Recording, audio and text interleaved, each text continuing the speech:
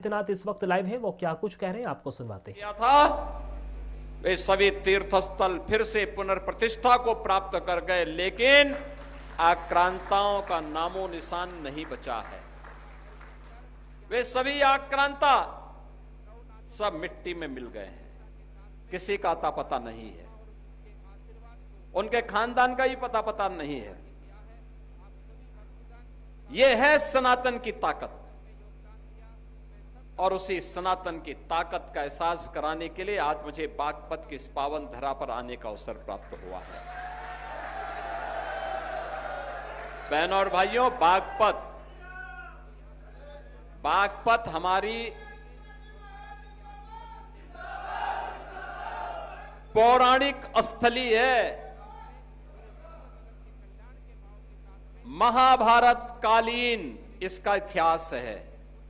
भगवान कृष्ण ने जो 5 गांव कौरवों से मांगे थे पांडवों के लिए, उनमें से बागपत एक था।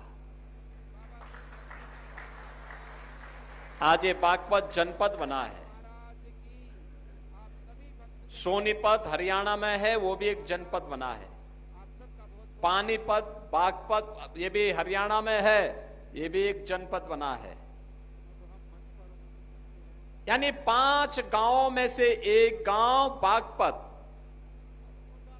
और उस बागपत में हम आज एक गांव में, मुझे 4 वर्ष पहले जब यहां आने का अवसर प्राप्त हुआ था, छोटा सा स्थान था। मैं धन्यवाद दूंगा अर्जुन नाथ जी को और उनके साथ सहयोग करने वाले गांव के और जनपद के उन सभी श्रद्धालु जनों को जिन्होंने इस स्थान को एक तीर्थ बनाया है। आज ये भव्य तीर्थ बन गया है यहां के लोगों के लिए। ऐसे ही होती है विरासत की रक्षा।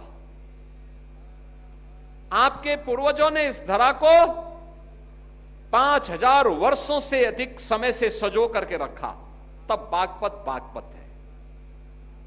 तब बागपत आज भी गौरव के साथ आगे बढ़ाता है। और स्वतंत्र भारत ने भी एक सपूत को जन्म दिया था, और वह थे किसानों के मसीहा, भारत के पूर्व प्रधानमंत्री चौधरी चरण सिंह जी। उनकी कर्मभूमि के रूप में इस धरा ने देश और दुनिया में, आधुनिक भारत में अपना एक नया नाम किया, और एक से एक विभूति यहां से निकले। आप याद करिए, लोग तो डरते हैं, लेकिन मैं कह सकता हूं कि जाट भी पढ़ा लिखा होकर के पुलिस कमिश्नर मुंबई का बन जाए। डॉक्टर सतपाल सिंह यहीं से निकले थे, इसी धरती से निकले थे। पूरे मुंबई पुलिस के मुखिया के रूप में इन्होंने वहां पे कानून का शासन कैसे होना चाहिए, यह भी वहां पर दिखाया था। आज इसी धरा से निकले हुए चौधरी जयंत सिंह जी के नेतृत्व में लगातार राष्ट्रीय लोकदल और केंद्र सरकार के साथ मिलकर के, राज्य सरकार के साथ मिलकर के न केवल बागपत के विकास के लिए, बल्कि प्रदेश और देश के विकास के लिए नित नए प्रतिमान स्थापित हो रहे हैं। इसमें विरासत भी है और विकास भी है, दोनों एक साथ चल रहे हैं, दोनों एक साथ चल रहे हैं। और उसी कार्यक्रम को आगे बढ़ाने के लिए आज मुझे इस स्थान पर पुनः आने का अवसर प्राप्त हुआ है। बहनों और भाइयों, आज के इस अवसर पर मैं आप सबसे एक बात जरूर करना चाहूंगा। याद रखना, हमारे यहां कहा जाता है धर्मो रक्षति रक्षिता, यानी अगर आप धर्म की रक्षा करेंगे तो धर्म आपकी रक्षा करेगा। अगर अपने स्वार्थ के लिए हम उस धर्म का दुरुपयोग करेंगे तो उससे नष्ट हुआ धर्म हमें भी नष्ट कर डालेगा। हमें जाने अनजाने में देश और धर्म को नुकसान नहीं पहुंचने देना चाहिए, किसी भी स्थिति में नहीं। व्यक्तिगत क्षति हो जाए वो स्वीकार्य है, उसकी भरपाई हो सकती है, लेकिन अगर धर्म की क्षति होगी उसकी भरपाई नहीं हो सकती और उसका खामियाजा हमें भी आने वाली पीढ़ी को ही भुगतना पड़ेगा। कभी नहीं होने देना चाहिए। ये जो संतगण है, ये सब संतगण उसी भाव के साथ भ्रमण करते हैं। प्रधानमंत्री मोदी जी के नेतृत्व में भारत के अंदर भारत के विरासत के प्रतीक, भारत के संस्कृति के प्रतीक, भारत के आध्यात्मिक और सांस्कृतिक विरासत के प्रतीक केंद्रों की पुनर्प्रतिष्ठा का जो कार्यक्रम हो रहा है, उसके पीछे का उद्देश्य भी यही है। हम अपने अतीत से जुड़ करके ही अपने उज्जवल भविष्य की कामना कर सकते हैं। हम विस्मृत नहीं कर सकते काशी विश्वनाथ मंदिर का अपमान। हम विस्मृत नहीं किए थे, अयोध्या के लिए लगातार लड़ते रहे, परिणाम सामने आया। डबल इंजन की सरकार आई, अयोध्या में भव्य राम मंदिर का निर्माण हुआ। याद करिए ना, पश्चिमी उत्तर प्रदेश में हम कहीं आते थे, हरियाणा में हम कहीं जाते थे, हमारे पूर्वजों ने हमें स्मरण कराने के लिए संबोधन हमें क्या दिया? राम राम का। क्यों? इसलिए जब भी हम मिलेंगे, संबोधन करेंगे, आपस में अभिवादन करेंगे तो राम राम के माध्यम से प्रभु को स्मरण करेंगे और फिर हमारी भुजाओं में हमारा रक्त जब संचार करेगा तो अयोध्या में राम मंदिर मुक्ति के लिए हम भी कुछ योगदान करेंगे। परिणाम आया ना सामने। जब एक दिशा में सोचते हैं, एक दिशा में कार्य करते हैं, एक दिशा में आगे बढ़ते हैं, परिणाम सामने आता है। अयोध्या में आज भगवान राम का भव्य मंदिर का निर्माण हो गया। कोई रोक पाया? कोई नहीं रोक पाया। ये उन पूर्वजों की प्रति कृतज्ञता है जिन्होंने हमें राम राम का संबोधन दिया। यही वो परंपरा है जो विपरीत परिस्थितियों में आगे बढ़ने की प्रेरणा देती है। सोमनाथ मंदिर के पुनरुद्धार का कार्यक्रम हो, काशी विश्वनाथ धाम का हो, अयोध्या में राम जन्मभूमि का हो, महाकाल के महालोक का हो, विंध्यवासिनी धाम का हो, केदारपुरी का हो,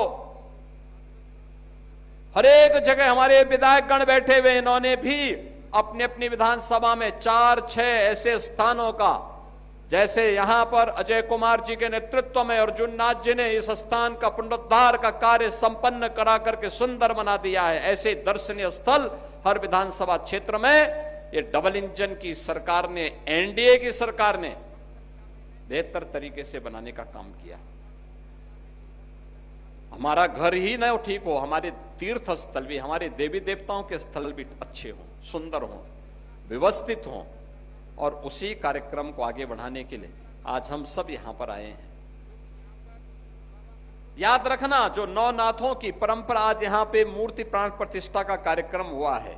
महायोगी गुरु गोरक्षनाथ जी, वे भगवान शिव के योगी रूप हैं और योगी रूप में उन्होंने धर्म का अलग जगाने के लिए जन जागरण के जिस विशाल कार्यक्रम को अपने हाथों में लिया था, उनके सिद्धों ने, योगियों ने गुलामी के कालखंड में भी उस जागरण के अभियान को निरंतरता प्रदान की। विदेशी आक्रांता आ रहे हैं, क्या रणनीति बनानी है? वे योगी गांव गांव में जाकर के सारंगी वादन के माध्यम से, भजनों के माध्यम से समाज को एकजुट करके आक्रांताओं का मुकाबला करने के लिए खड़ा करते थे। यह है राष्ट्रभक्ति। और गुफाओं तक सीमित नहीं रहे, धोने तक सीमित नहीं रहे, मंदिरों तक सीमित नहीं रहे। धर्म और संस्कृति पर हमला होगा तो यह योगी बैठेगा नहीं, उसका मुकाबला करेगा, मुंहतोड़ जवाब देगा। और वह जवाब देने के लिए वह गांव गांव में निकल पड़ते थे, भजन गाते थे। बहाना होता था भ्रतरी और गोपीचंद के गीत, लेकिन उसके बीच बीच की लाइन लोगों की आंखों को खोलने वाली होती थी कि आक्रांत आ रहा है, तैयार हो जाओ, तुम्हारे गांव और घर तक पहुंचे इससे पहले उसका काम तमाम कर डालो। और ये अलग जगाने का काम हमारे संतों के द्वारा, योगियों के द्वारा लगातार जारी रहा। याद करिए, एक समृद्ध विरासत के आप वारिस हैं और उस समृद्ध विरासत का प्रतीक आज यहां पे अर्जुन नाथ जी की देखरेख में, इन सभी पूज्य संतों की उपस्थिति में, जनप्रतिनिधियों की उपस्थिति में, मंत्रियों की उपस्थिति में, नौनाथ और 84 सिद्धों की, नौनाथों की, जिसमें महायोगी गुरु गोरक्षनाथ जी समेत नौनाथों की परंपरा से जुड़े हुए सभी मूर्तियों की प्राण प्रतिष्ठा का कार्यक्रम यहां पर पूरी भव्यता के साथ हुआ। बहुत दिव्य मूर्तियां हैं, अच्छा स्थल बन गया है। तब 3-4 वर्ष पहले मैं आया था, तब सामान्य सा स्थल था, आज काफी दिव्य और भव्य बन गया है।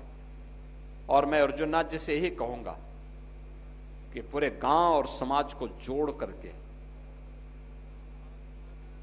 कुछ ना कुछ धार्मिक आयोजन होने चाहिए। किसी प्रकार की कोई समस्या किसी को ना हो। जो संकट में खड़ा हो वही संत है। जो संकट में प्लान कर जाए वो संत नहीं हो सकता। संकट में चुनौती का सामना खड़ा करने के लिए हमेशा तैयार होंगे, समाज के साथ खड़े होंगे, सबकी सुरक्षा का दायित्व अपने ऊपर लेंगे, लोक कल्याण का मार्ग प्रशस्त करेंगे। लेकिन अगर संकट कोई पैदा होगा उसका मुकाबला भी करेंगे। और यही कार्य आज यहां पर हो रहा है। आज के इस अवसर पर मैं काफी देर से आया। आप में से बहुत सारे लोगों ने भंडारा छक लिया होगा, कुछ लोग अभी बाकी होंगे, वे लोग भी यहां भंडारा पा करके जाएंगे। मुझे भी दिल्ली एक कार्यक्रम में जाना है, मैं तो बागपत में अलग से फिर कार्यक्रम बनाऊंगा। इस विश्वास के साथ मैं अर्जुननाथ जी को, अजय कुमार जी को, यहां पर हमारे सांसद जी राजकुमार सांगवान जी को, यहां के हमारे मंत्री डॉक्टर केपी मलिक जी को, योगेश धामा जी को, पूर्व सांसद हमारे यहां के श्री सतपाल सिंह जी को, और आप सभी को, जिन लोगों ने इस पूरे आयोजन में सहभागी बनकर के इस आयोजन को सफल बनाया है, उन सबको हृदय से धन्यवाद देता हूं, उनका अभिनंदन करता हूं। उन सब के प्रति अपनी शुभकामना व्यक्त करते हुए अपनी वाणी को यहीं पे विराम देता हूं। जय जय श्री राम।